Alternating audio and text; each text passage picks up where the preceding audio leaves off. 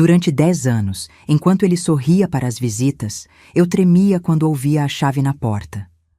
Pode chorar, pode gemer, sua louca. Ninguém vai te ouvir, ele dizia enquanto apertava meus braços. Até que um dia, aprendi que tecnologia também pode ser arma na mão de uma mulher desesperada. Olá, meus queridos e minhas queridas. Que bênção poder conversar com vocês hoje.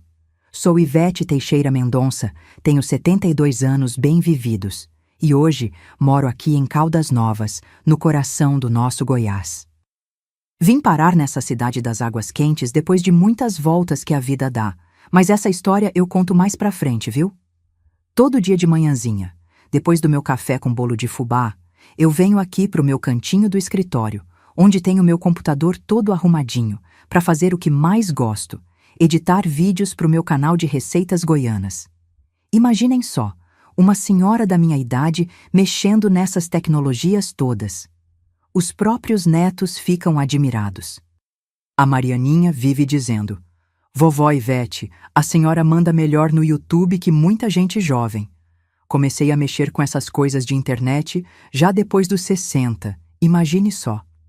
Foi minha filha Luciana que me deu de presente um celular bom e um notebook, dizendo que eu precisava me distrair com alguma coisa depois de tudo que passei. No começo, eu tinha medo até de ligar os aparelhos, mas fui aprendendo devagarzinho. Primeiro, só mandava mensagens de texto. Depois, aprendi a tirar foto. E quando vi, já estava editando vídeos, colocando música de fundo, fazendo efeitos e tudo mais. É engraçado como a vida dá voltas, não é mesmo? Aquilo que um dia foi minha salvação, um celularzinho gravando escondido, hoje virou minha paixão. Cada vez que aprendo um truque novo nesses programas de edição, sinto como se estivesse recuperando um pedacinho do tempo que perdi. As mãos às vezes tremem um pouco, os olhos já precisam da ajudinha dos óculos, mas cada videozinho que posto é como se estivesse mostrando pro mundo: olha, eu existo, e minha voz merece ser ouvida. Aqui do meu apartamento, pela janela do escritório, eu vejo o movimento da rua, as crianças indo para a escola, os vizinhos passeando com seus cachorrinhos. Tem um ipê amarelo bem na frente do prédio que, quando floresce, é uma belezura só. Às vezes gravo ele também para colocar no início dos meus vídeos. Parece que Deus mesmo pintou aquilo para nos lembrar que, depois de tempos cinzentos, sempre vem a primavera. Quando não estou no computador, estou na cozinha preparando alguma quitanda para gravar. Aposto que vocês gostariam de provar meu empadão goiano, receita da minha mãe. Ou meu pão de queijo que fica tão fofinho que parece nuvem. Nos domingos meus netos vêm almoçar aqui. Tenho 3, sabia?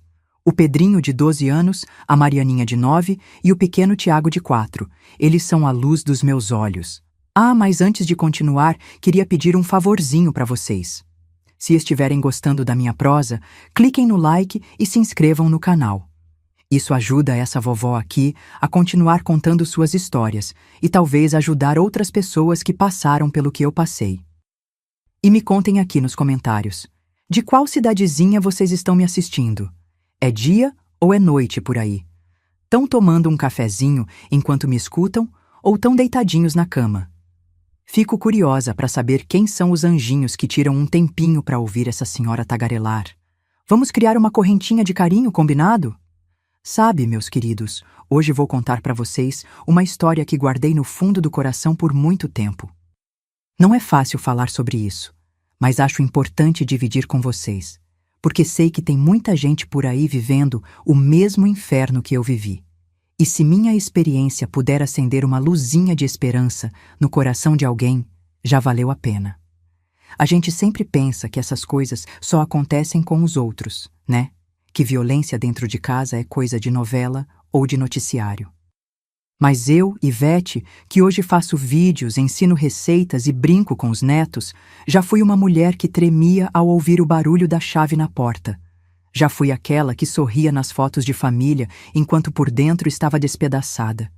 Já fui a vizinha educada que ninguém imaginava estar vivendo um pesadelo bem debaixo do teto que devia ser seu abrigo. Mas antes de chegar nessa parte da história, preciso voltar no tempo. Voltar para quando eu era apenas uma menina sonhadora nas terras vermelhas de Goiás, criada entre o cheiro do piqui e as histórias do rio Araguaia. Nasci e me criei em Pirenópolis, cidadezinha histórica aqui de Goiás, terra das cachoeiras, das festas do divino e das casas de pedra.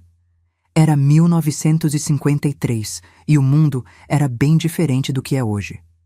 Filha de Geraldo Teixeira, um pequeno comerciante que tinha uma vendinha na rua principal, e de Aparecida Mendonça, uma doceira de mão cheia. Minha mãe fazia os melhores doces de frutas da região. O de laranja do céu, então, era coisa de outro mundo.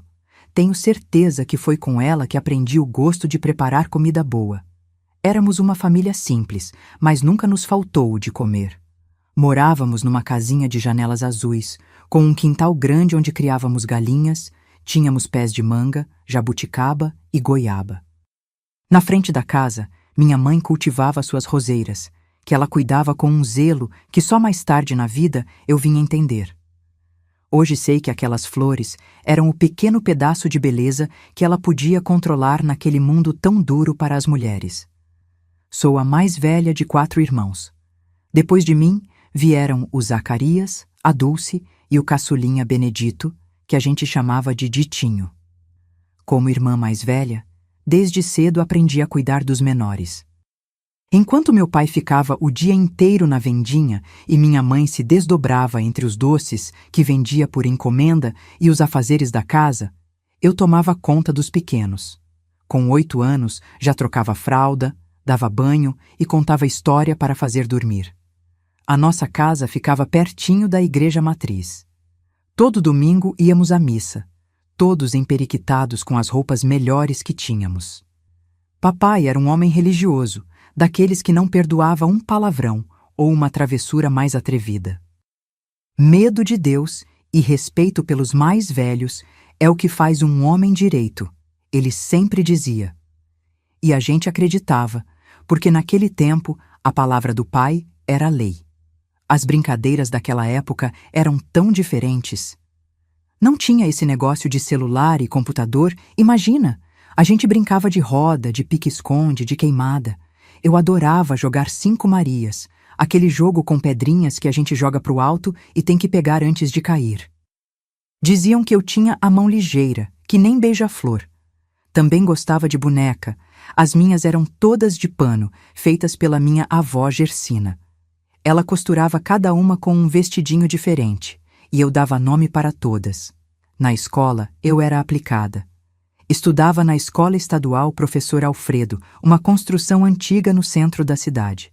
Adorava as aulas de português e sempre tirava nota boa nas redações. A professora Idalina vivia dizendo: "Essa menina tem futuro com as palavras." Mal sabia ela que um dia, já velhinha, eu estaria aqui contando histórias para tanta gente pela internet. Mas nem tudo eram flores na minha infância. Lá pelos meus 9 anos, comecei a perceber que o comportamento do meu pai mudava quando ele voltava da venda. Durante o dia, ele era um homem quieto, trabalhador. Mas quando fechava o comércio e passava no bar da esquina para molhar a palavra com os amigos, voltava diferente. O rosto ficava vermelho, a voz mais alta, e qualquer coisinha virava motivo de briga. Minha mãe tinha um código com a gente.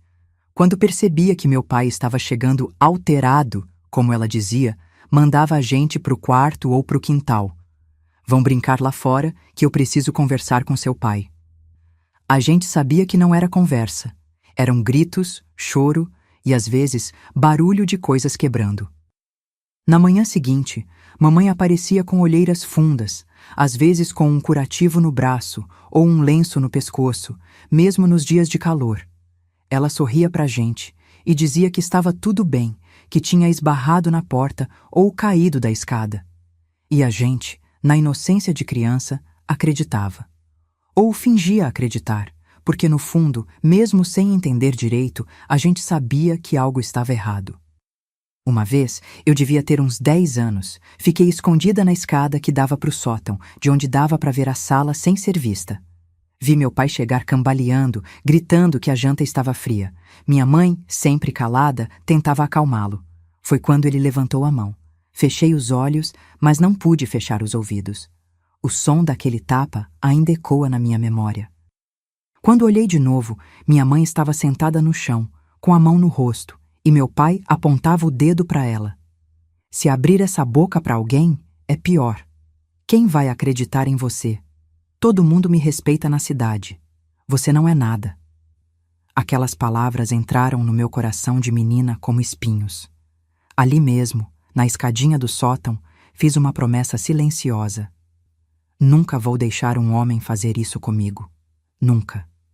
Ironia do destino, não é mesmo? A vida às vezes zomba das nossas certezas.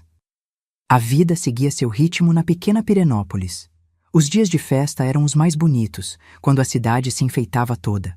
Na festa do Divino, as ruas ficavam cheias de bandeirinhas coloridas, havia procissão, cavaleiros mascarados e muita música. Nesses dias, até meu pai ficava mais calmo, mais parecido com um homem que os outros viam na vendinha. Prestativo, educado, cheio de histórias. Na escola, eu continuava me destacando. Quando fiz 12 anos, a professora Idalina me chamou depois da aula e disse que eu devia continuar estudando depois do ginásio. Você tem capacidade de ir longe, Ivete. Podia até ser professora. Voltei para casa naquele dia com o coração cheio de sonhos. Contei para minha mãe, que sorriu um sorriso triste. Seria bom, minha filha. Mas você sabe como seu pai pensa. Moça direita casa cedo e cuida da família. E era verdade. Naquela época, em nossa cidadezinha, pouca gente via sentido em uma moça estudar muito. A maioria das minhas colegas já estava aprendendo a costurar, cozinhar e cuidar de casa, preparando o enxoval para quando chegasse a hora de casar. A educação das meninas parava cedo, enquanto alguns meninos seguiam para estudar em Goiânia, na capital. Foi por volta dessa idade que comecei a me interessar por tecnologia, mesmo sendo algo tão distante da nossa realidade. Tudo começou quando inauguraram o primeiro cinema de Pirenópolis. Era uma sala pequena, com um projetor barulhento, mas para mim parecia mágica. Ver aquelas imagens se movendo na tela grande, ouvir as histórias que vinham de lugares tão distantes, eu ficava maravilhada e pensava: como será que isso funciona? O filho do dono do cinema, Juvenal, era um rapaz estudado que tinha ido fazer faculdade em São Paulo. Nas férias, quando voltava, ele me via sempre na porta do cinema, curiosa. Um dia, ele me deixou entrar na sala de projeção e me mostrou como funcionava aquela máquina incrível. Fiquei encantada com todos aqueles botões, luzes e o barulho do filme rodando. Um dia a gente vai poder ver essas imagens dentro de casa, em aparelhos pequenos, ele disse. Eu achei que era conversa de gente da cidade grande. Mal sabia eu que aquele primeiro encantamento com a tecnologia ficaria adormecido por décadas, mas um dia ressurgiria de uma maneira que salvaria minha vida. É engraçado como Deus planta sementinhas no nosso caminho, não é mesmo? A gente só entende o porquê muito tempo depois. E assim fui crescendo, entre as rezas na igreja, as aulas na escola, as brigas em casa que a gente fingia não ver, e os sonhos que eu alimentava em segredo. Sonhos de um dia sair daquela cidade, conhecer o mundo e, principalmente, de ser diferente da minha mãe. De não aceitar calada as coisas erradas da vida. Mal sabia eu que estava prestes a entrar na adolescência e que meu destino tomaria rumos que eu jamais poderia imaginar. A adolescência chegou com aquela confusão toda de sentimentos. O corpo mudando, os pensamentos diferentes, aquela vontade de ser adulta logo. Em Pirenópolis, moça de 15 anos já era considerada em idade de casar. Enquanto minhas amigas sonhavam com vestido branco e festança, eu sonhava com livros e lugares distantes. Consegui convencer meu pai a me deixar terminar o ginásio, mas foi uma batalha. Minha mãe me ajudou, dizendo que uma moça mais estudada arrumaria um marido melhor. Era o argumento que ele entendia. A verdade é que ela queria para mim o que ela não teve: escolhas. Foi em 1970, eu com 17 anos, que conheci o Augusto Nogueira. Ele chegou em Pirenópolis para trabalhar no recém-inaugurado Banco do Brasil. Um moço da capital, Goiânia, com seus 25 anos, terno bem passado e jeito de gente importante. Na nossa cidadezinha, um funcionário de banco era considerado um excelente partido. As mães já ficavam de olho, sonhando em fazer dele genro. Lembro como se fosse hoje do nosso primeiro encontro. Era festa de São Sebastião, a pracinha toda enfeitada. Ele estava com outros rapazes do banco quando nossos olhares se cruzaram. Diferente dos moços dali, não ficou me secando com os olhos ou fazendo gracinhas.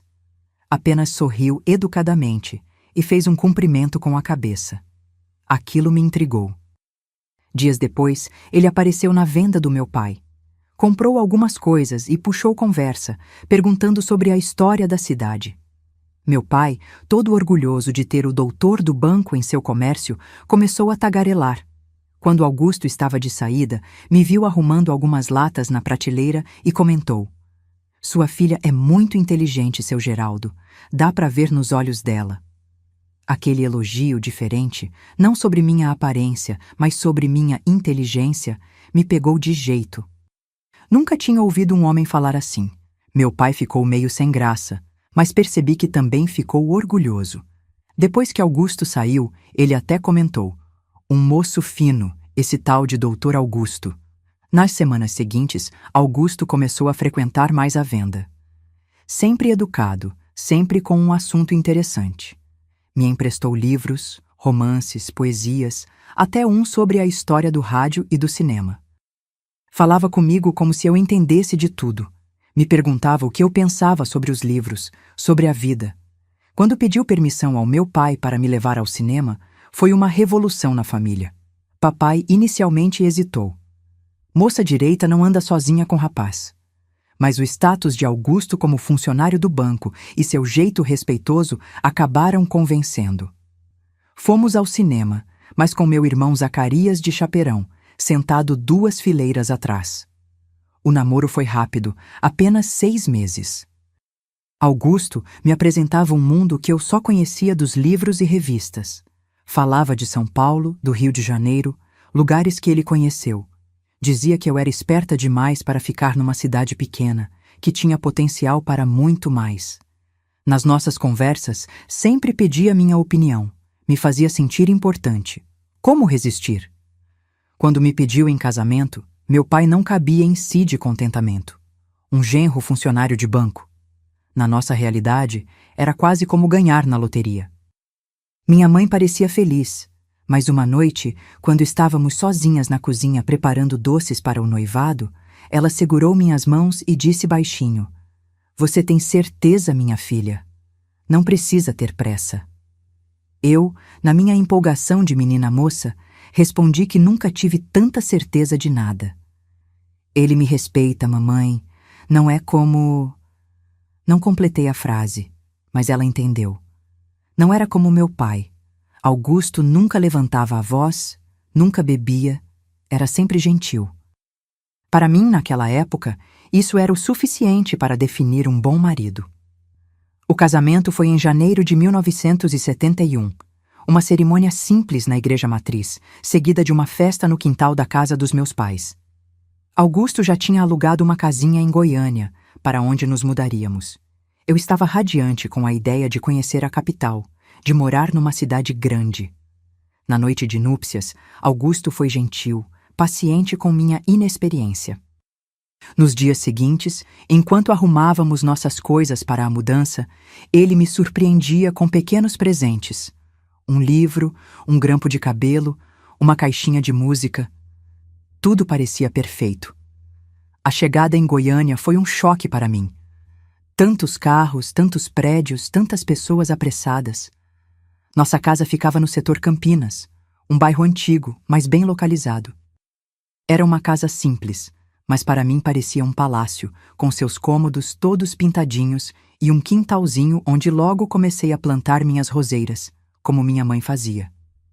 Os primeiros meses foram de adaptação. Augusto saía cedo para o banco e voltava no fim da tarde. Eu cuidava da casa, aprendia a me virar na cidade grande, fazia amizade com as vizinhas. Aos poucos, fui conhecendo Goiânia, suas praças, suas lojas. Me sentia uma mulher da cidade, moderna, casada com um homem respeitado.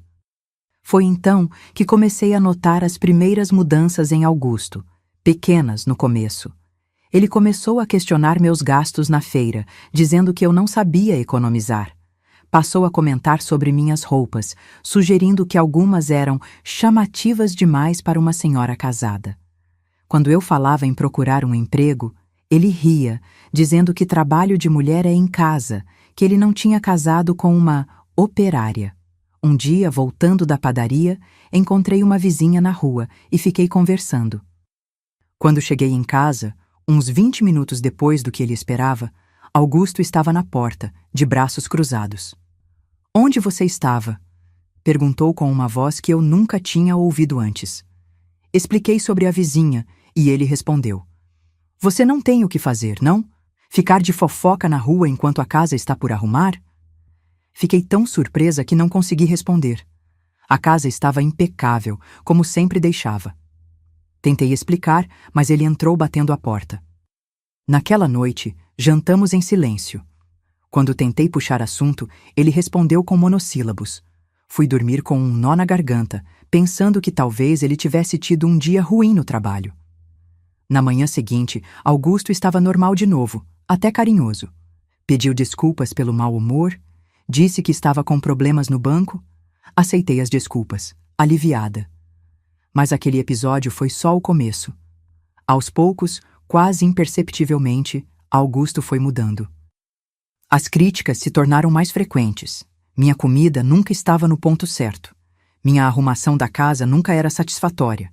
Meu jeito de falar, segundo ele, era caipira demais e o envergonhava quando recebíamos seus colegas do banco. Comecei a me policiar em tudo. Falava menos para não usar expressões de Pirenópolis.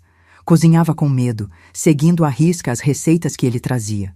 Limpava a casa 2, 3 vezes para ter certeza de que estaria perfeita quando ele chegasse. Mesmo assim, ele sempre encontrava algo errado. As visitas à minha família em Pirenópolis foram ficando mais raras. Sempre havia uma desculpa. Muito trabalho no banco, o carro com problema, uma reunião importante no fim de semana. Quando eu sugeria ir sozinha, de ônibus, ele se ofendia. "Quer dizer que prefere sua família a mim? Que tipo de esposa é você?" O isolamento foi acontecendo devagar. Primeiro, eram comentários sobre minhas amigas. "Aquela Madalena tem cara de fofoqueira. A Cida é muito vulgar no jeito de se vestir." Depois, eram reclamações quando eu saía. "De novo na casa da vizinha? O que tanto vocês conversam? Já foi à feira hoje, agora quer sair de novo?" Em casa, ele começou a controlar o telefone, sempre atendendo primeiro, perguntando quem era antes de me passar. Quando eu atendia, ficava por perto, ouvindo a conversa. Se fosse minha mãe ou minha irmã, depois queria saber cada detalhe do que conversamos. Uma noite, estávamos jantando quando o telefone tocou. Era uma colega do banco, esposa de um colega dele, me convidando para um chá de bebê. Aceitei o convite, animada com a possibilidade de sair um pouco. Quando desliguei, Augusto estava me encarando. "Você não vai", disse simplesmente. "Como assim não vou? Já aceitei o convite", respondi confusa. Foi quando ele bateu na mesa, fazendo os pratos pularem. "Eu disse que você não vai. Acha que não sei o que vocês, mulheres, ficam fazendo nesses encontros? Falando mal dos maridos, trocando dicas." Assustada com sua reação, tentei acalmá-lo. "Não é nada disso, Augusto. É só um chá de bebê da Marina. Vamos dar presentes para o bebê, comer bolo." Ele se levantou, o rosto vermelho. "Você está me chamando de mentiroso? Acha que sou idiota? Sei muito bem o que acontece nesses encontros de mulheres." Aquela foi a primeira vez que senti medo físico de Augusto. Ele não me tocou, mas sua postura, seu tom, o dedo apontado para meu rosto, me lembrou meu pai nas noites em que voltava alterado do bar. Engoli seco e baixei a cabeça. "Tudo bem, não vou." No dia seguinte, ele trouxe um buquê de flores. Pediu desculpas, disse que andava estressado com o trabalho, que tinha medo de me perder. "Você é tudo para mim, Ivete. Só quero te proteger desse mundo cheio de gente má." E eu, jovem e inexperiente, acreditei. Ou quis acreditar. Foi assim que, em pequenos passos, quase sem perceber, fui entrando numa prisão sem grades. Uma prisão feita de medo, de isolamento, de palavras que machucavam mais que tapas. E o pior, uma prisão onde eu mesma fui me tornando minha carcereira, antecipando suas reações, mudando meu comportamento para evitar conflitos, acreditando que era tudo culpa minha. Em 1973, 2 anos após o casamento, engravidei. Achei que um filho mudaria tudo, que Augusto voltaria a ser o homem gentil e atencioso que conheci em Pirenópolis. Por um tempo, pareceu funcionar. Durante a gravidez, ele ficou mais calmo, mais cuidadoso. Arrumou o quartinho do bebê, comprava frutas e vitaminas para mim, até deixava que eu falasse mais tempo no telefone com minha mãe. Luciana nasceu em fevereiro de 1974, uma menina linda e saudável. Nas primeiras semanas, Augusto parecia encantado com a filha. Chegava do trabalho querendo pegá-la no colo, contava para os colegas, mostrava fotos. Eu respirei aliviada, pensando que tínhamos superado a fase difícil. Mal sabia eu que o pior ainda estava por vir, e que minha filhinha, em vez de ser a salvação do meu casamento, se tornaria outro instrumento de controle nas mãos daquele homem que cada dia mais se revelava diferente do moço educado que me encantou na festa de São Sebastião. A chegada de Luciana trouxe uma alegria enorme para mim, mas também um novo tipo de prisão. Nos primeiros meses, eu vivia para cuidar dela, amamentar, trocar, ninar, o tempo todo com ela no colo ou por perto. Augusto parecia orgulhoso de ser pai, mas logo começou a usar a menina como mais uma forma de me controlar. "Você não está cuidando direito dela", dizia quando a bebê chorava. "Esse leite seu deve ser fraco. Olha como ela está magrinha." Eu me desesperava, tentava amamentar mais, ficava acordada de noite, observando se ela respirava bem. A pediatra dizia que Luciana estava perfeita, se desenvolvendo normalmente. Mas Augusto insistia que eu não era uma boa mãe. Quando pedi para minha mãe vir nos visitar, para me ajudar com a bebê, ele foi firme. "Não precisa. Você tem que aprender a se virar sozinha. Sua mãe só vai atrapalhar e colocar ideias na sua cabeça." Eu chorava escondida, exausta, sem apoio, me sentindo incapaz. Hoje entendo que era exatamente assim que ele me queria, fragilizada, insegura, dependente. À medida que Luciana crescia, Augusto foi se tornando mais crítico e controlador.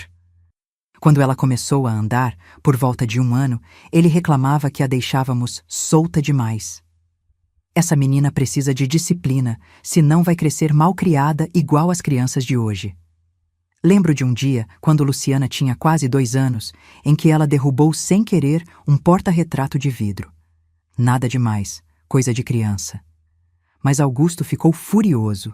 Gritou com ela, fazendo a pequena se encolher de medo. Intervim, tentando acalmar a situação. "Ela é só uma criança, Augusto." Não fez por mal. Ele virou para mim com um olhar que me gelou a alma. "Não se meta. Você é mole demais com ela. Por isso que vai crescer sem limites." Puxou Luciana pelo bracinho com força e a colocou sentada no cantinho da sala, de castigo. A pobrezinha chorava baixinho, olhando para mim com aqueles olhinhos pedindo socorro. Eu me senti impotente, dividida entre proteger minha filha e não contrariar meu marido. Naquele mesmo ano, 1976, Augusto foi promovido no banco.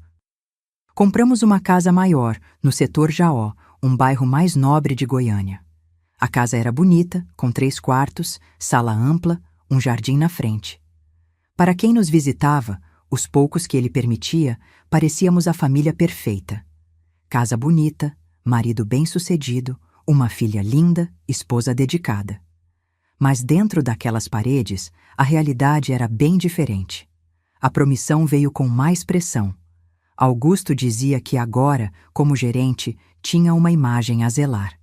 Tudo precisava ser perfeito.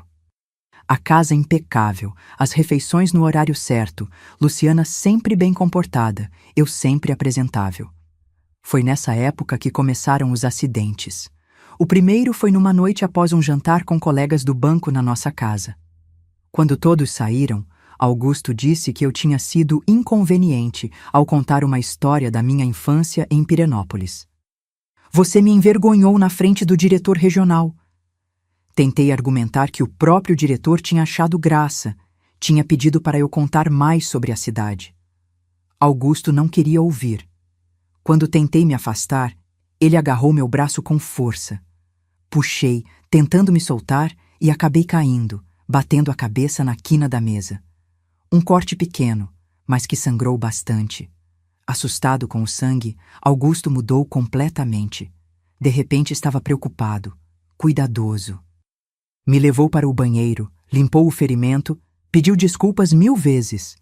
Foi um acidente. Você sabe que nunca machucaria você de propósito. Você se mexeu, eu só estava tentando conversar. E eu acreditei. Ou fiz de conta que acreditei, porque era mais fácil do que enfrentar a verdade. No dia seguinte, ele trouxe flores, um vestido novo, foi carinhoso a semana toda. O padrão estava estabelecido: explosão, machucado, arrependimento, presentes, período de paz. Depois, tudo recomeçava. Os acidentes foram ficando mais frequentes. Um empurrão que me fez cair da escada. Um prato que voou na minha direção durante uma discussão. Uma porta fechada na minha mão. E sempre a mesma história. Eu que era desastrada.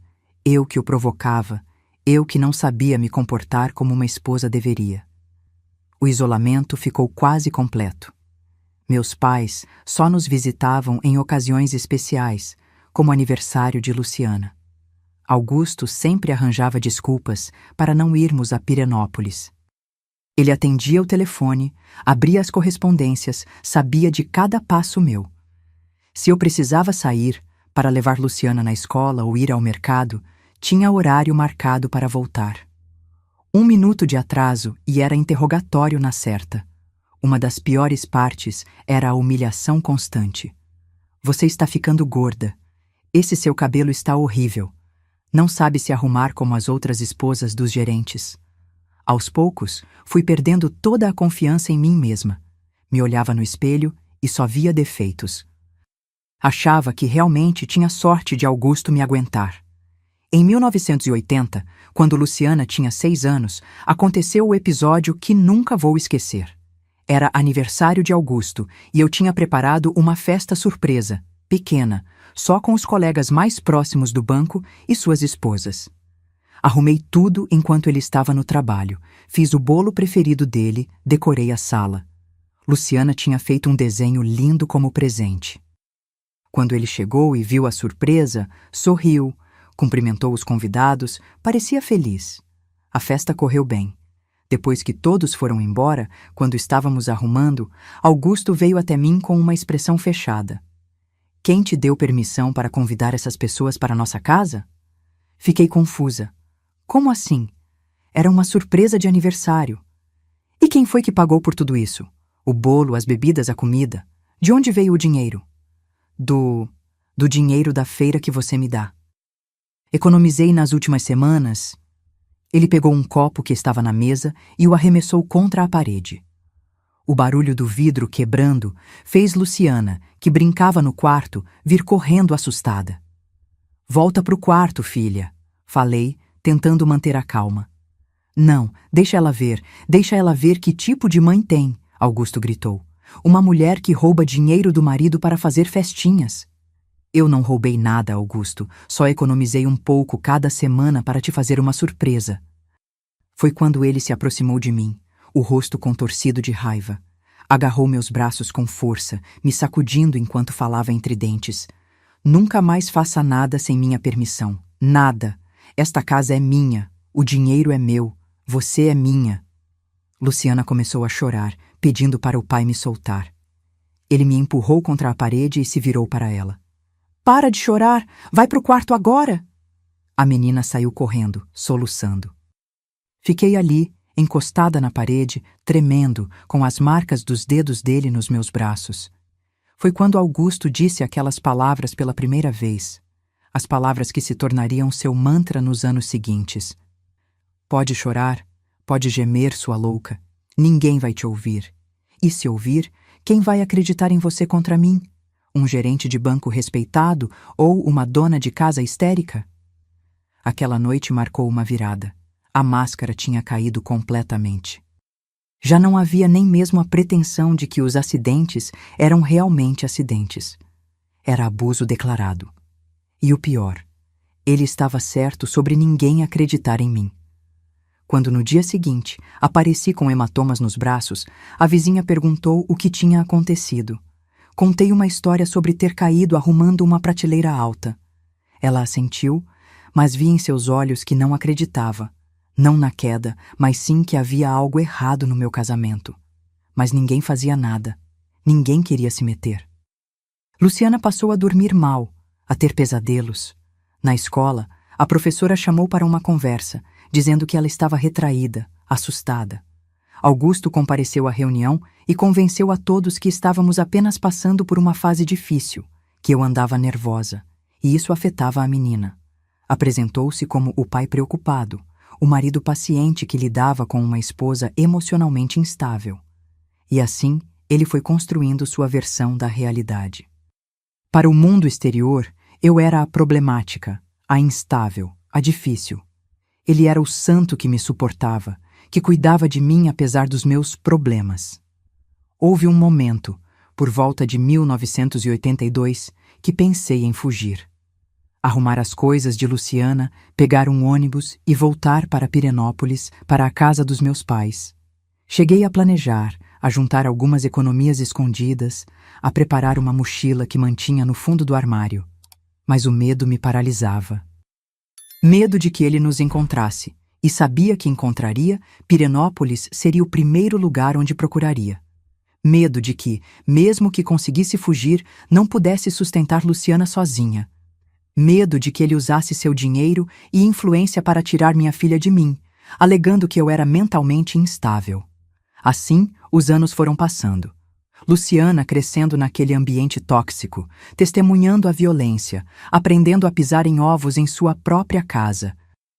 E eu, cada vez mais apagada, mais submissa, mais convencida de que não havia saída. Foi em 1985, quando Luciana tinha 11 anos, que as coisas pioraram ainda mais. Augusto começou a beber. Não muito, não de ficar caindo ou descontrolado. Era um copo ou dois de uísque toda noite. O suficiente para deixá-lo mais solto, mais agressivo, menos preocupado em esconder seu verdadeiro eu. As noites se tornaram um terror. Nunca sabíamos com que humor ele chegaria. Se o dia no banco tinha sido bom, talvez tivéssemos uma noite tranquila. Se tinha enfrentado algum problema, pagávamos o pato. Eu desenvolvi uma sensibilidade aguçada, conseguia sentir pelo jeito que a porta se abria, pelo som dos passos dele, se teríamos problemas naquela noite. Em uma dessas noites ruins, quando Luciana já estava na cama, ele começou a me acusar de estar olhando para um colega dele durante um evento do banco no fim de semana anterior. Era completamente absurdo. O tal colega, eu mal sabia quem era, tinha apenas o cumprimentado por educação. A discussão escalou rapidamente. Ele gritava, eu tentava me defender baixinho para não acordar Luciana. Em determinado momento, ele agarrou meu pescoço, me encurralando contra a parede da cozinha. Apertou até eu sentir falta de ar enquanto sussurrava. Se eu souber que você anda de gracinhas com qualquer homem, acabo com você, entendeu? Você é minha, só minha.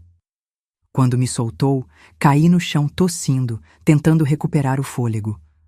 Foi então que ergui os olhos e vi Luciana parada na porta da cozinha, pálida, tremendo, com lágrimas escorrendo pelo rosto.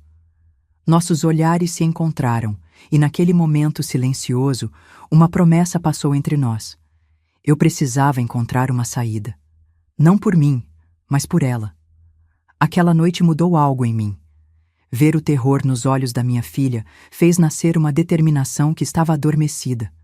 Não podia continuar assim. Precisava encontrar um jeito de sair daquela situação, de proteger Luciana, de quebrar as correntes invisíveis que Augusto tinha colocado em nós duas. Mal sabia eu que a salvação viria anos depois, de uma forma que eu jamais poderia imaginar, através de uma tecnologia que, naquela época de 1985, parecia coisa de filme de ficção. Os anos seguintes foram como viver em um campo minado. Cada passo, cada palavra, cada gesto podia desencadear uma explosão. Luciana foi crescendo nesse ambiente, aprendendo a ser invisível quando o pai estava em casa, a falar baixo, a não incomodar. Ela tinha se tornado uma menina quieta, observadora, sempre alerta. Isso partia meu coração. Em 1990, Augusto foi promovido novamente, dessa vez a superintendente regional. O salário aumentou, compramos uma casa ainda maior, num condomínio fechado. Por fora, éramos o retrato da família bem-sucedida brasileira. Por dentro, vivíamos num inferno particular. Luciana estava com 16 anos na época. Uma moça linda, inteligente, estudiosa. Apesar de tudo que vivíamos em casa, ela se destacava na escola. Era como se os livros, os estudos, fossem seu refúgio, sua escapatória. Me lembrava tanto de mim mesma naquela idade. Só que ela tinha mais oportunidades. Augusto, com todo o seu controle, pelo menos não interferia nos estudos dela. Pelo contrário, se orgulhava de ter uma filha inteligente. Era um troféu a mais para exibir. Foi nesse ano que aconteceu o que chamo de a gota d'água. Numa sexta-feira à noite, Luciana pediu permissão para ir a uma festa de aniversário de uma colega da escola. Augusto inicialmente negou, como fazia com quase todos os pedidos dela. Mas, surpreendentemente, depois mudou de ideia. Pode ir, disse ele durante o jantar. Mas volte até às 10 horas, nem um minuto a mais. Luciana ficou radiante. Era raro conseguir permissão para sair. Passou a tarde toda se arrumando, experimentando roupas, pedindo minha opinião. Escolheu um vestido simples, mas bonito, nada exagerado. Às 7 horas, o pai de uma amiga passou para buscá-la, como combinado. Às 9h30, Augusto já estava inquieto, olhando o relógio a cada 5 minutos. Às 9h45, começou a andar pela sala.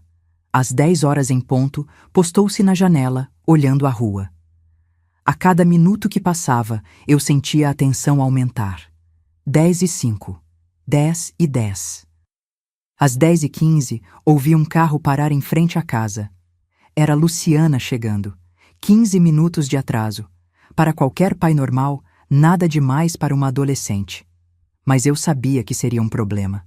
Quando ela entrou, sorridente, corada de tanto dançar, Augusto já estava na porta, braços cruzados. Que horas são? Perguntou, a voz gelada. O sorriso de Luciana murchou imediatamente. Desculpa, pai. A festa estava tão boa que não vi o tempo passar. Foram só 15 minutos. E não chegou a terminar a frase. Augusto avançou, agarrou seu braço e a puxou para dentro com força. Eu disse 10 horas. 10, não 10h15. Quem você pensa que é para desobedecer? Augusto, por favor, intervim. Foi só um pouquinho. A menina estava se divertindo. Ele me lançou um olhar que me fez recuar. Depois voltou-se para Luciana. O que você estava fazendo esse tempo todo? Hein? Estava com algum rapazinho? É isso? Não, pai. Estávamos todas dançando. A mãe da Cláudia estava lá o tempo todo. Mentirosa! Ele gritou, erguendo a mão. Naquele momento, algo dentro de mim explodiu. Não sei de onde veio a coragem, mas me joguei entre os dois, protegendo Luciana com meu corpo. Não encosta nela! Gritei com uma voz que nem parecia minha. Nela você não encosta! O tempo pareceu congelar. Augusto me olhava atônito. Nunca, em todos aqueles anos, eu tinha gritado com ele. Nunca tinha me imposto daquela maneira. Por um momento, vi confusão em seus olhos. Depois a raiva voltou, multiplicada. Vai pro seu quarto, disse a Luciana, sem tirar os olhos de mim. Agora! Minha filha hesitou, olhando para mim com terror nos olhos. Vai, filha, disse baixinho. Vai e tranca a porta. Quando ouvimos a porta do quarto se fechar, Augusto me agarrou pelos cabelos, me arrastando para a sala. Quem você pensa que é para me desafiar na frente da minha filha? Hein? Quem? O que se seguiu foi a pior surra que já levei. Socos, tapas, chutes. Em algum momento, caí no chão e ele continuou. Não gritei, não chorei. Algo dentro de mim tinha se quebrado, mas também algo tinha despertado. Uma voz interior dizia: isso acaba hoje. De um jeito ou de outro, isso acaba hoje. Quando finalmente parou, exausto de tanto bater, eu estava caída perto do sofá, com o rosto inchado, o lábio partido, dores por todo o corpo. Ele se inclinou sobre mim, ofegante, e disse aquelas palavras que eu já conhecia tão bem. Pode chorar, pode gemer, sua louca. Ninguém vai te ouvir. E se ouvir, quem vai acreditar em você contra mim? Então se afastou, pegou um copo de uísque, sentou-se na poltrona e ligou a televisão, como se nada tivesse acontecido. Como se eu não estivesse ali, quebrada no chão da sala. Não sei quanto tempo fiquei ali. Minutos? Horas? Em algum momento, Augusto subiu para o quarto e adormeceu. Consegui me arrastar até o banheiro de baixo. Quando me olhei no espelho, quase não me reconheci. Meu rosto estava deformado pelos golpes, um olho já fechando de tão inchado, sangue seco no canto da boca. Foi ali, diante daquele reflexo irreconhecível, que tomei minha decisão. Eu ia sair daquela casa, levar Luciana comigo, nem que fosse a última coisa que fizesse na vida. Voltei para a sala, movendo-me com dificuldade, e peguei o telefone. Com as mãos tremendo, disquei o número da casa dos meus pais em Pirenópolis.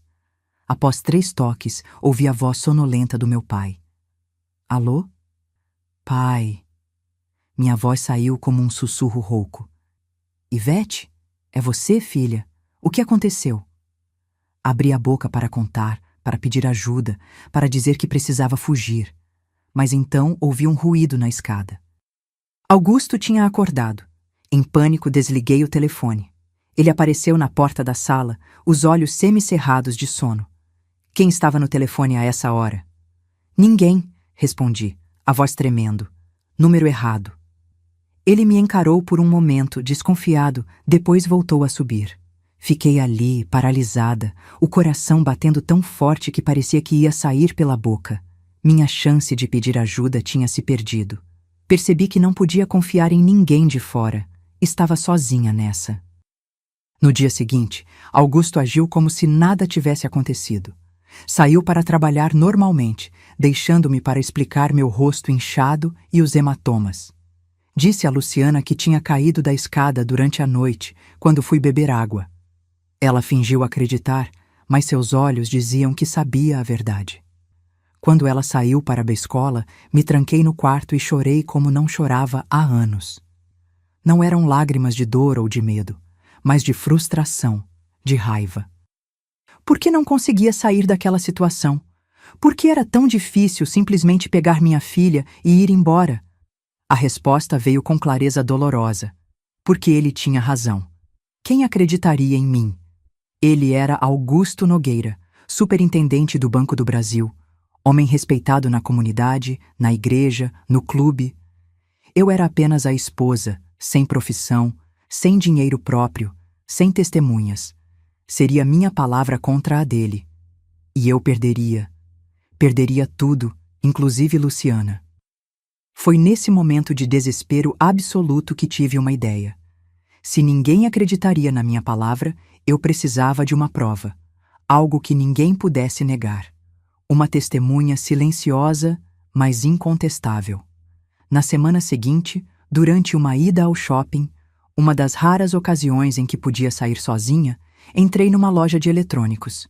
Queria ver os gravadores de fita cassete. Tinha pensado em esconder um no quarto, gravar os gritos, as ameaças, os sons das agressões. Enquanto olhava os aparelhos, um vendedor jovem se aproximou.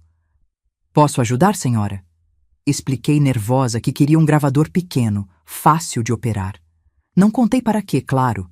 Disse que era para gravar receitas enquanto cozinhava. A senhora já considerou usar um videocassete? Tem uns portáteis agora que gravam imagem e som, sugeriu ele. A ideia me deixou sem fôlego. Imagem e som.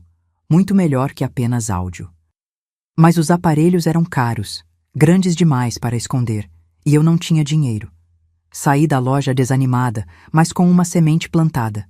Precisava de uma prova visual, algo que mostrasse ao mundo quem realmente era Augusto Nogueira dentro de casa.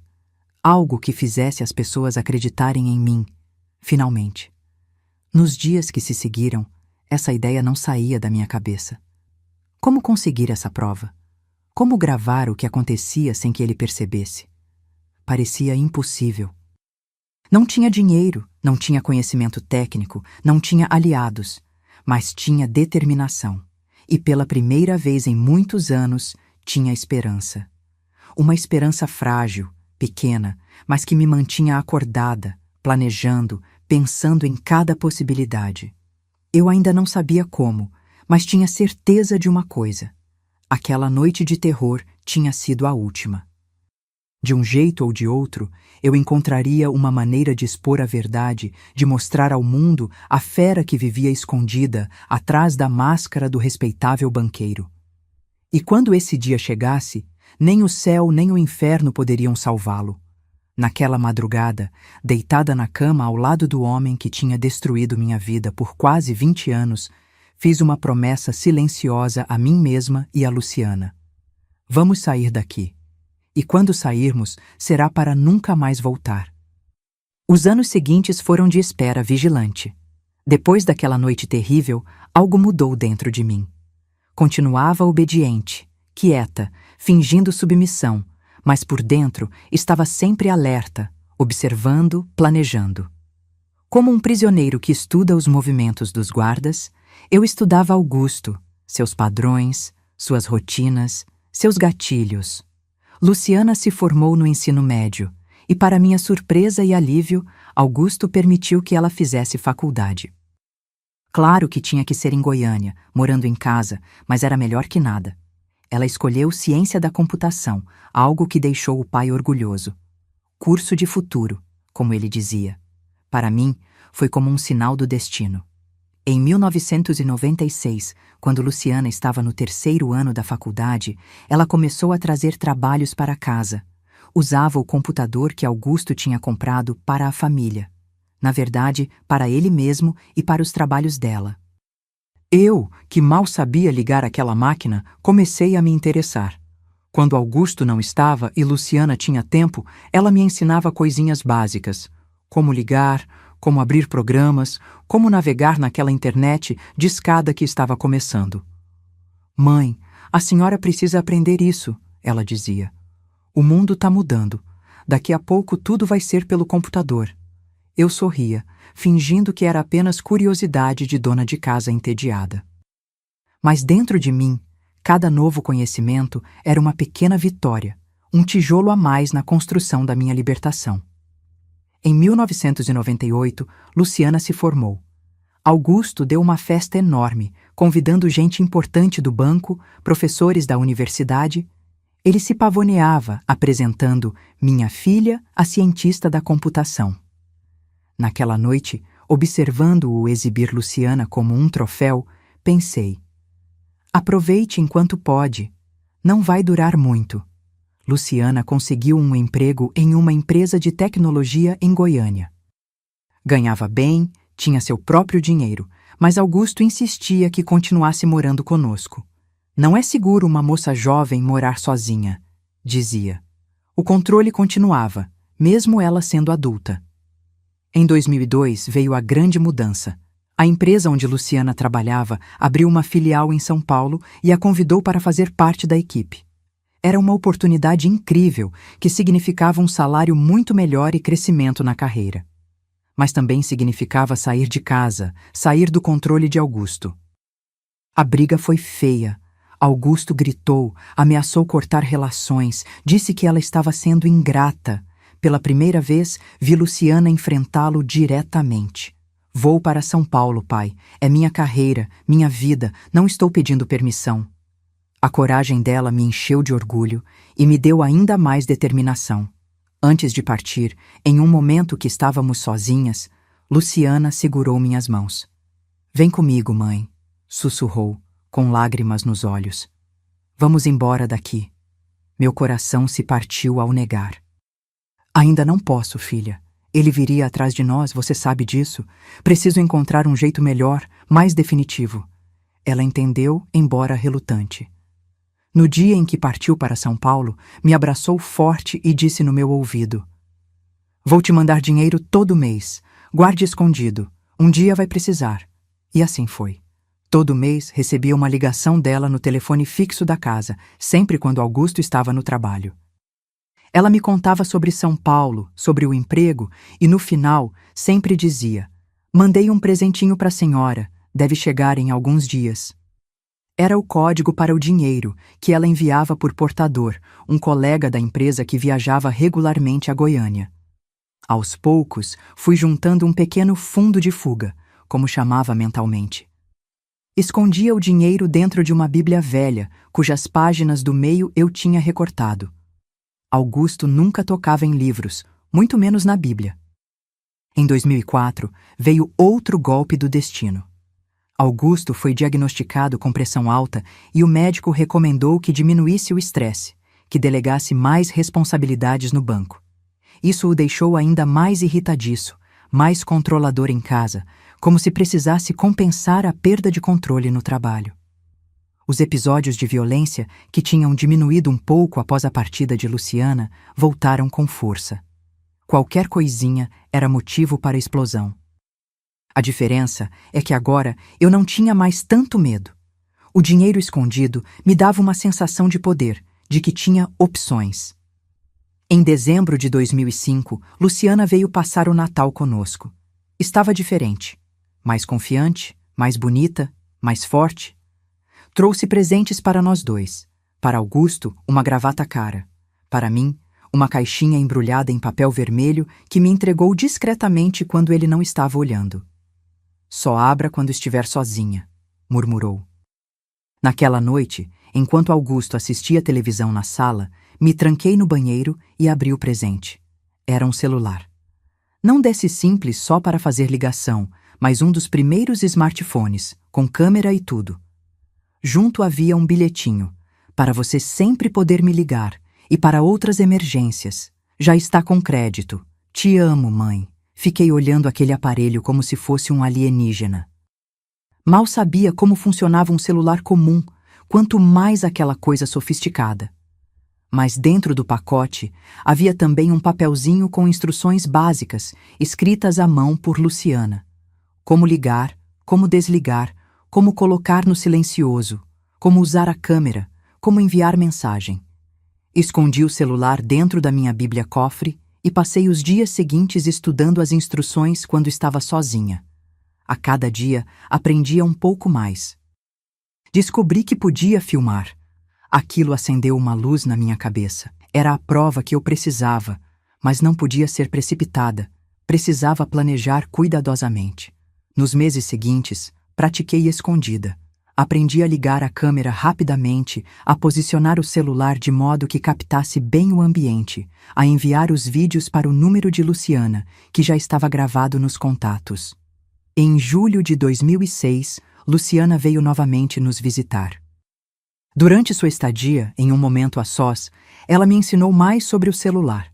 Mostrou como enviar mensagens para múltiplos contatos ao mesmo tempo, usando o SMS em grupo, uma função que alguns celulares mais modernos já tinham na época, e adicionou a si mesma, sua melhor amiga Elisa, e um advogado amigo dela, Tadeu. "Se algum dia precisar de ajuda urgente, mãe, é só mandar mensagem ou vídeo para esse grupo", explicou. "Estaremos prontos para agir." O plano começava a ganhar forma, mas eu ainda hesitava. E se ele descobrisse o celular? E se a gravação não funcionasse? E se mesmo com a prova, ninguém fizesse nada? Foi em setembro de 2006 que tive certeza de que não podia mais esperar. Augusto chegou em casa alterado após um dia difícil no banco. Começou criticando o jantar, depois passou para os velhos insultos. Eu estava gorda, a casa estava suja, eu não servia para nada. Quando tentei me defender, dizendo calmamente que tinha passado o dia limpando, ele jogou o prato no chão. "Você está me respondendo? Desde quando você responde?" gritou, avançando para mim. Naquele momento, pensei no celular escondido na Bíblia, no quarto. Pensei em Luciana, em São Paulo, esperando meu sinal. Pensei nos 35 anos que tinha desperdiçado naquele casamento-prisão e decidi, seria naquela noite. Depois que limpei a cozinha, subi para o quarto. Augusto já estava lá, sentado na cama, bebendo seu uísque habitual, assistindo televisão. Peguei discretamente o celular da Bíblia e o escondi no bolso do hobby. Então, comecei a arrumar algumas coisas no criado mudo ao lado da cama, de modo que pudesse posicionar o aparelho parcialmente escondido atrás de um livro, com a câmera apontada para o quarto. "O que tanto arruma aí?" ele perguntou irritado. "Nada, só organizando meus remédios", respondi, tentando manter a voz calma, embora meu coração estivesse disparado. Quando terminei, sentei-me na cadeira perto da janela e peguei um bordado, fingindo trabalhar nele. Sabia que era só questão de tempo até ele começar novamente. Não demorou muito. Primeiro veio a reclamação sobre o barulho da agulha no tecido. Depois, sobre como eu estava desperdiçando tempo com bobagens. Quando não respondi, ele se levantou, jogou o copo vazio na cama e veio em minha direção. "Estou falando com você", gritou. Discretamente, estiquei o braço e apertei o botão de gravar no celular, como tinha praticado tantas vezes. O que se seguiu foi o roteiro habitual, ele gritando, me chamando de inútil, de louca, ameaçando. Eu, pela primeira vez, não baixei a cabeça. Olhei nos olhos dele e disse: "Você não tem o direito de me tratar assim." Foi como acender um fósforo num barril de pólvora. Ele me agarrou pelos braços, me sacudindo com violência. "Eu tenho o direito de fazer o que eu quiser. Quem você pensa que é?" Me levantou da cadeira e me jogou na cama. Fiquei lá, encolhida, enquanto ele continuava gritando, andando de um lado para outro do quarto, gesticulando, ameaçando. Foi quando ele disse mais uma vez aquela frase que eu conhecia tão bem: "Pode chorar, pode gemer, sua louca. Ninguém vai te ouvir. E se ouvir, quem vai acreditar em você?" Foi nesse instante que o celular emitiu um bip. Um som pequeno, quase imperceptível, mas que no silêncio que se seguiu à gritaria, soou como uma bomba. Augusto parou, olhando em volta. "Que barulho foi esse?" Meu sangue gelou. Ele olhou para o criado mudo e viu o celular, a luz da gravação piscando. "O que é isso?" perguntou, aproximando-se lentamente. Pulei da cama, tentando alcançar o aparelho antes dele, mas foi inútil. Ele o pegou primeiro, olhando para a tela com uma expressão que foi da confusão ao choque, e então a fúria pura. "Você estava me gravando? Você estava me gravando?" Vi em seus olhos que aquela seria a pior surra da minha vida, talvez a última. Mas em vez de medo, senti uma calma estranha. Mesmo que ele quebrasse o celular, mesmo que me machucasse, eu tinha conseguido apertar o botão de enviar enquanto ele gritava. O vídeo já estava a caminho do grupo. Ele avançou para mim, o celular ainda na mão, o rosto contorcido de ódio. "Você vai se arrepender disso, sua..." Não terminou a frase. Seu olhar caiu novamente na tela do aparelho e ele parou. O horror tomou conta de seu rosto quando percebeu que o vídeo não estava apenas gravado, mas já enviado. Minha última ação antes dele pegar o celular tinha sido apertar "enviar para grupo." "O que você fez?" perguntou, a voz agora mais baixa, quase um sussurro. "Para quem você mandou isso?"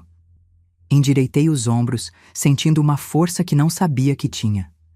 "Para minha filha, para uma amiga e para um advogado. Você acabou de se expor para o mundo, Augusto. Acabou." Ele ficou paralisado por um instante, como se não pudesse acreditar. Depois, jogou o celular na parede com toda a força, estilhaçando-o. Avançou para mim, mas eu já estava correndo para o banheiro. Tranquei a porta segundos antes dele a atingir com o corpo. "Abre essa porta! Abre agora!" Ele urrava, esmurrando a madeira. "Está tudo gravado, Augusto!" gritei de volta. "Se você me machucar agora, só vai piorar sua situação. Eles já estão vindo." Era um blefe, claro. Ninguém estava vindo ainda, mas funcionou. Os golpes na porta pararam. Ouvi-o andando de um lado para outro, xingando, depois o som de gavetas sendo abertas e fechadas com violência. Fiquei trancada no banheiro por quase uma hora. tremendo, orando, esperando. Em algum momento, ouvi a porta da frente bater.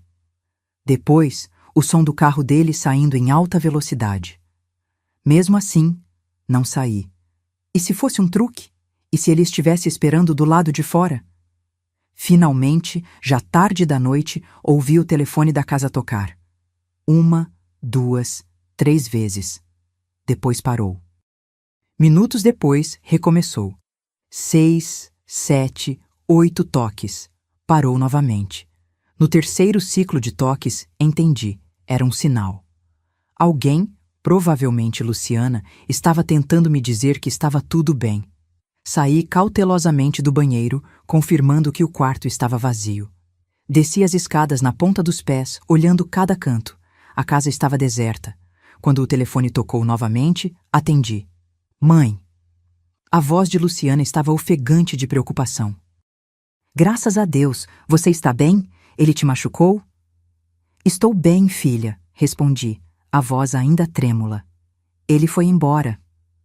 Nós vimos o vídeo, mãe. Tadeu já está tomando providências. Não fica aí. Pega o dinheiro que te mandei e vai para um hotel. Estou pegando o primeiro voo para Goiânia amanhã cedo. Segui seu conselho. Peguei o dinheiro escondido, algumas roupas e chamei um táxi. Pedi para me levar a um hotel no centro, longe do nosso bairro. Ao chegar no quarto, tranquei a porta, empurrei uma cômoda contra ela e, pela primeira vez em décadas, dormi sem medo. Na manhã seguinte, Luciana chegou com Tadeu, o advogado.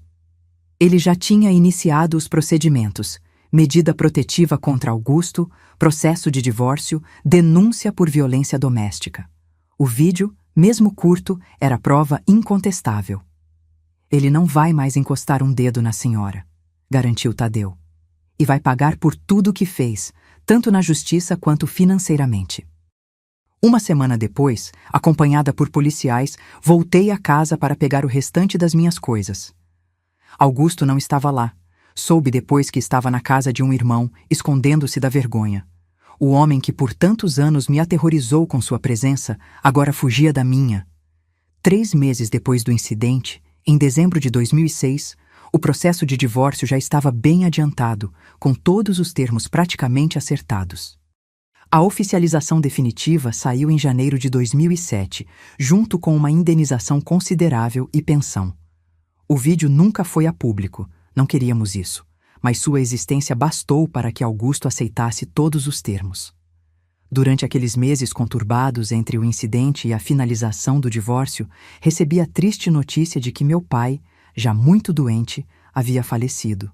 Minha mãe, que já sofria do coração, não suportou a perda e partiu poucas semanas depois.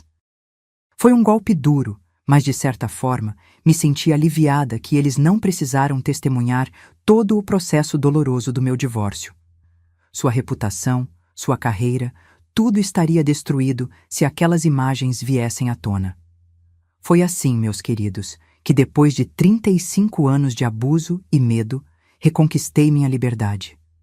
Com a ajuda da minha filha, de um celular e da coragem que descobri que sempre tive dentro de mim.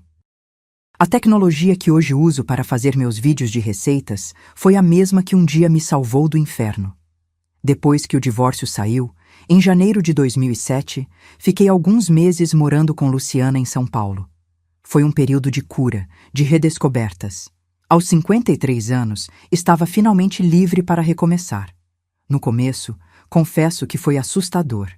Tinha passado tantos anos sendo controlada que a liberdade parecia um território estrangeiro, cheio de perigos desconhecidos. Luciana foi meu anjo da guarda nessa fase. Paciente, me ensinava a viver nesse mundo novo que tinha perdido de acompanhar. Me levou a médicos, descobri que sofria de pressão alta, provavelmente resultado de tantos anos de estresse. Me incentivou a fazer terapia, algo que na minha época era visto com desconfiança, mas que foi fundamental para minha recuperação. Aos poucos, fui me encontrando nessa nova vida. A indenização e a pensão de Augusto me davam segurança financeira, mas eu queria mais que isso. Queria me sentir útil, ter um propósito. Foi quando comecei a me interessar mais profundamente por tecnologia. Mãe, a senhora tem jeito pra coisa, dizia Luciana, vendo como eu aprendia rápido a mexer no computador, na internet. O que começou como necessidade, aquele celular que me salvou, virou curiosidade e depois paixão. Em 2008, decidi que era hora de ter meu próprio espaço. Amava minha filha, mas precisava seguir meu caminho. Não queria voltar para Goiânia, onde as memórias eram pesadas demais, nem para Pirenópolis, onde meus pais já haviam falecido. Foi quando me lembrei de Caldas Novas. Tinha ido lá uma vez, anos atrás, em uma rara viagem de família quando Luciana era pequena. Me encantei com a cidade, com suas águas termais, seu clima tranquilo. Parecia o lugar perfeito para recomeçar. Comprei um apartamento pequeno, mas confortável, em um condomínio seguro. Nos primeiros meses, me sentia um pouco perdida, sem conhecer ninguém. Aos poucos, fui me enturmando. Conheci Iracema, minha vizinha do 204, uma senhora viúva como eu. Bom, não exatamente como eu, já que sou divorciada, mas enfim. Ela me apresentou ao grupo de hidroginástica do condomínio, e lá conheci outras mulheres da minha idade. Hilda, Conceição, Divina, cada uma com sua história, todas me acolhendo sem julgamentos. Foi Iracema quem me incentivou a usar a internet não só para me comunicar com Luciana, mas para aprender coisas novas. Tem tudo lá, Ivete. Receita, aula de artesanato, curso de idioma. É um mundo, dizia ela, que tinha aprendido a usar o computador com o neto. Comecei a pesquisar receitas da culinária goiana, minha especialidade desde os tempos em que ajudava minha mãe. O empadão goiano, o arroz com pequi, a pamonha, o pão de queijo. Fazia para minhas novas amigas, que sempre elogiavam. Você devia dar aulas, Ivete, sugeriam. A ideia ficou martelando na minha cabeça. Em 2010, quando Luciana veio me visitar, comentei sobre isso. Ela teve uma ideia melhor. Por que não faz vídeos, mãe? Ensina as receitas pela internet.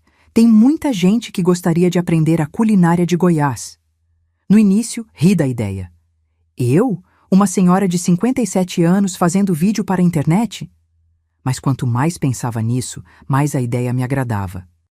Seria uma forma de me manter ativa, de compartilhar meu conhecimento, de me conectar com pessoas. Luciana me ajudou a começar. Comprou uma câmera digital boa, me ensinou a usar, montamos um cantinho na minha cozinha com boa iluminação. Meu primeiro vídeo, ensinando a fazer empadão goiano, foi um desastre. Eu gaguejava, esquecia o que ia dizer, ficava olhando para a câmera com cara de assustada, mas não desisti. Gravamos de novo, até ficar bom. Luciana editou, me ensinando cada passo, e publicamos no YouTube. Para minha surpresa, o vídeo teve centenas de visualizações na primeira semana. Os comentários eram carinhosos, pessoas pedindo mais receitas, elogiando meu jeito de explicar. Aquilo me deu um propósito. A cada vídeo, fui melhorando, me sentindo mais à vontade. Aprendi a editar sozinha, a incluir músicas, a colocar legendas. O canal foi crescendo, lentamente, mas de forma consistente. Quitandas da Dona Ivete se tornou meu pequeno projeto de vida. Em 2011, Luciana me contou que estava namorando Rafael, um colega da empresa de tecnologia. Era um rapaz bom, respeitoso, que a tratava como ela merecia. Em 2012, quando Luciana se casou com Rafael, um colega da empresa de tecnologia, tive a alegria de ajudar a preparar os doces da festa. Alguns convidados me reconheceram do canal. Foi uma sensação estranha, mas gostosa, de reconhecimento. O casal já estava esperando o primeiro filho, meu netinho Pedrinho, que nasceria no início de 2013. Nos anos seguintes, a vida foi ficando cada vez melhor. O canal cresceu, minhas habilidades com tecnologia também. Luciana teve filhos, meus netinhos queridos, Pedrinho em 2013, Marianinha em 2016 e o caçulinha Tiago em 2021. Mesmo morando em São Paulo, eles vêm me visitar regularmente. São a luz da minha vida. De Augusto, pouco soube. Depois do divórcio, ele se aposentou do banco e foi morar no interior de Minas Gerais, pelo que me contaram. Nunca mais o vi, nem quero ver. Perdoei, porque carregar ódio só faz mal a nós mesmos, mas esquecer é impossível. As cicatrizes estão lá, invisíveis, me lembrando do que passei e da força que descobri ter. Hoje, aos 72 anos, olho para trás e vejo quanto caminho percorri. Da menina sonhadora de Pirenópolis à mulher prisioneira em seu próprio casamento, até me tornar essa senhora independente que ensina receitas pela internet e tem milhares de inscritos no canal. Quem diria, não é mesmo? Meu apartamento em Caldas Novas se tornou meu refúgio, meu cantinho de paz. Tenho minhas plantas na varanda, meus equipamentos de filmagem no escritório, minhas panelas especiais na cozinha. Tenho amigos, tenho minha filha e meus netos. Tenho liberdade para ir e vir, para falar o que penso, para ser quem eu sou. Às vezes, quando estou editando um vídeo novo ou respondendo comentários dos meus seguidores, ainda acho engraçado usar essas palavras da internet. Me pego pensando na ironia da vida. Foi a tecnologia que me salvou daquele casamento-prisão, e é a tecnologia que hoje me dá alegria e propósito na velhice. Aquele celular escondido atrás do livro, naquela noite de setembro de 2006, não salvou apenas minha vida física. Salvou minha alma, meu futuro, minha chance de ser feliz. E cada vez que ligo a câmera para gravar uma nova receita, é como se estivesse celebrando essa libertação, esse renascimento que tive aos 54 anos. A vida é assim mesmo, meus queridos. Nunca é tarde para recomeçar, para encontrar sua voz, para ser feliz.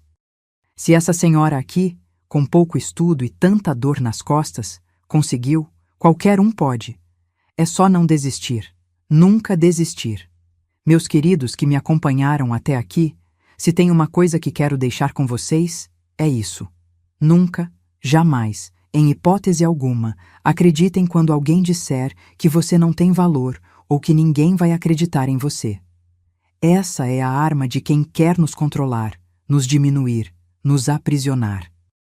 Aprendi que a idade não define nossa força, mas sim nossa capacidade de recomeçar cada dia. Aos 54 anos, quando muitos acham que a vida está acabando, a minha estava apenas começando de verdade. Minhas rugas são mapas de sobrevivência. Cada uma conta uma história de dor superada. A vida me ensinou que até na escuridão mais profunda, nossa luz interior nunca se apaga. Por tantos anos vivi nas sombras, acreditando que não tinha saída, que meu destino estava selado. Mas lá no fundo, uma centelha de esperança sempre se manteve acesa, esperando o momento certo para se transformar em chama. Nunca permiti que minha dignidade fosse roubada, mesmo quando tentaram levar tudo de mim.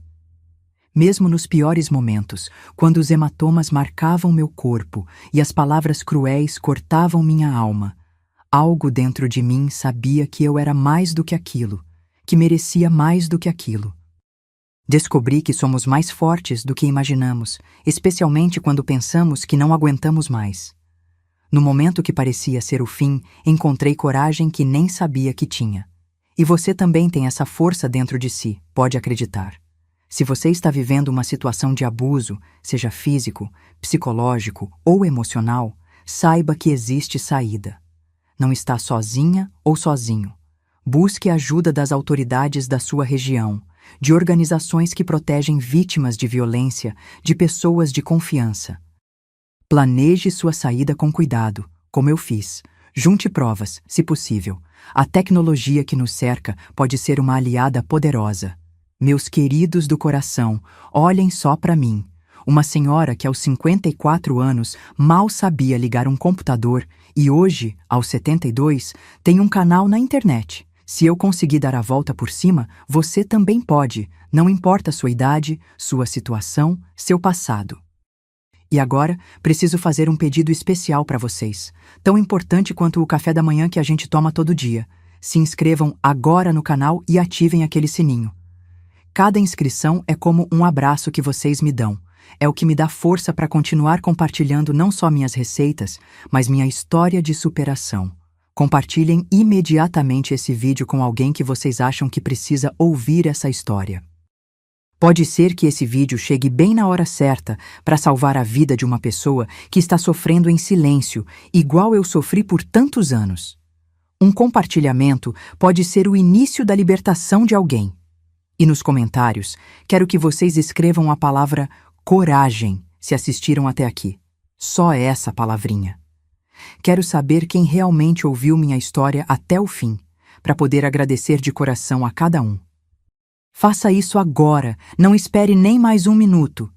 A vida é muito curta para adiarmos nossa felicidade e nossa liberdade.